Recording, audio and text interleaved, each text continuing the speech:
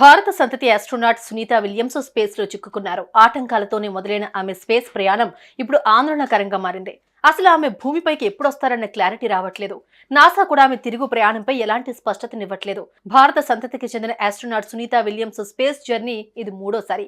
ఎప్పుడైతే space journey అని ప్రకటించారో అప్పటి నుంచి అడుగడుగున ఆటంకాలతోనే సాగుతోంది. మరో ఆస్ట్రోనాట్ బుల్ విల్మోర్ తో కలిసి జూన్ 5న బోయింగ్ స్టార్ లైనర్ రాకెట్ లో స్పేస్ సెంటర్ చేరుకున్న ఆమె తిరుగు ప్రయాణానికి ఇబ్బందులు కలగడంతో స్పేస్ లోనే ఇరుక్కుపోయారు.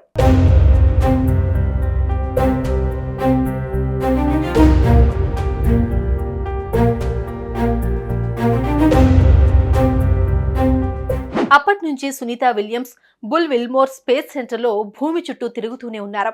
అంతరిక్షంలోకి వెళ్లి దాదాపు 2 వారాలు గడిచిపోయాయి. వారు భూమిపైకి ఎప్పుడొస్తారన్న దానిపై ఇప్పటి వరకు ఎలాంటి క్లారిటీ రావట్లేదు. ఇటు నాసా కూడా వారి తిరుగు ప్రయాణంపై ఎలాంటి స్పష్టతనివ్వకపోవడం ఇప్పుడు చర్చనీయాంశమైంది. వాస్తవానికి బోయింగ్ స్టార్ లైనర్ అంతరిక్ష కేంద్రంలో అడుగుపెట్టిన తర్వాత మళ్లీ జూన్ 14వ తేదీన భూమిపైకి రావాల్సి ఉంది. అయితే అక్కడ కొన్ని పరిశోధనలు మిగిలి ఉండటంతో డేట్ ను జూన్ 26కు మార్చారు. కానీ స్పేస్ షిప్ లో టెక్నికల్ ఇష్యూస్ తలెత్తడంతో వారి రిటర్న్ జర్నీ మరింత వాయిదా పడనున్నట్లు తెలుస్తోంది.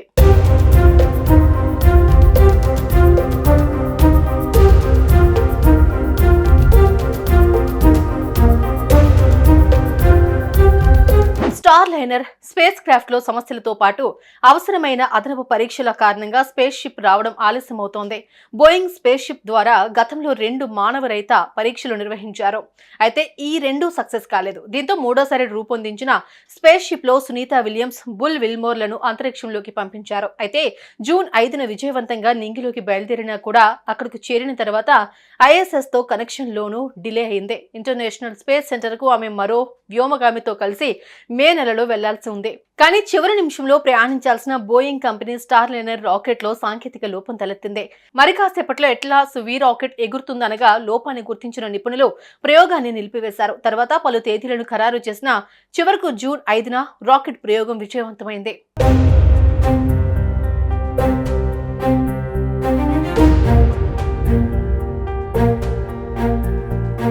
అయితే కొత్త తేదీ ఇంకా ఖరారు కానప్పటికీ అన్ని అనుకూలిస్తే జూలై 2న ల్యాండింగ్ ఉండొచ్చని నాసా అంచనా వేస్తోంది. నాసా వాణిజ్య కార్యక్రమంలో భాగంగా బోయింగ్ సంస్థ స్టార్ లైనర్ స్పేస్ క్రాఫ్ట్ ను రూపొందించింది. ఆ స్పేస్ షిప్ కు ఇదే తొలి మానవ సహిత అంతరిక్ష యాత్ర. ISS కు వెళ్లడానికి ముందు ప్రయోగం సమయంలోనూ వివిధ సాంకేతిక సమస్యలు ఎదురయ్యాయి. హీలియం లీకేజీ కారణంగా గైడెన్స్ కంట్రోల్ థ్రస్టర్ లో లోపం తలెత్తి పలుమార్లు ప్రయోగం వాయిదా పడింది.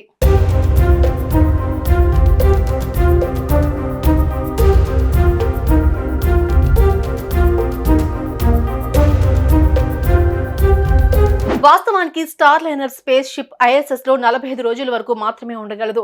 దీనిపై నాసా నిపుణులు తమ సమయాన్ని ఈ ఇష్యూపై వెచ్చిస్తున్నామని, standard mission management team required process follow అవుతున్నారని, హీలియం సిస్టమ్ లీక్లు థ్రస్టర్ పనితీరును డేటా ఆధారంగా మేనేజ్మెంట్ నిర్ణయం తీసుకుంటుందని NASA commercial crew programme manager Steve Stich పేర్కొన్నారు. సునీత విలియమ్స్ కి ఇది 3వ అంతరిక్ష యాత్ర కాగా 1998లో నాసాకు ఎంపికైన ఆమె తొలిసారి 2006లో స్పేస్ యాత్ర చేశారు. ఆ తర్వాత మరోసారి 2012లో అంతరిక్షంలోకి వెళ్లొచ్చారు. అప్పుడు మొత్తం 50 గంటల 40 నిమిషాలు సునీత స్పేస్ వాక్ చేశారు.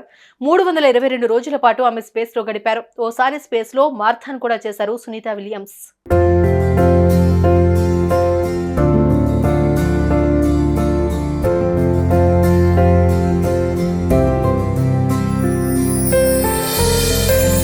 మొత్తంగా అన్ని అనుకూలిస్తే జూలై 2న సునీత విలియమ్స్ భూమిపై ల్యాండ్ అయ్యే అవకాశం ఉందన్న ప్రచారం సాగుతోంది. అయితే సునీత విలియమ్స్ స్పేస్ లో చిక్కుకుపోయిన నేపథ్యంలో నాసా దిగ్గజ స్పేస్ కంపెనీ స్పేస్ ఎక్స్ ను సహాయం కోరినట్టు తెలుస్తోంది. అంటే సునీత విలియమ్స్ సహా మరో ఆస్ట్రోనాట్ ను భూమిపైకి సేఫ్ గా తీసుకొచ్చేందుకు పరోక్షంగా space X CEO Elon Musk ను నాసా సహాయం కోరినట్టు వార్తలు వస్తున్నాయి. ఇది నిజమైతే ఎలాన్ మస్క్ ఈ రెస్క్యూ ఆపరేషన్ చేపడతారా లేదా అనే దానిపై జోరుగా చర్చలు సాగుతున్నాయి. మరి సునీత విలియమ్స్ క్షేమంగా భూమిపైకి వస్తుందా? నాసా ఎలాంటి చర్యలు తీసుకోబోతుందో చూడాల్సిందే.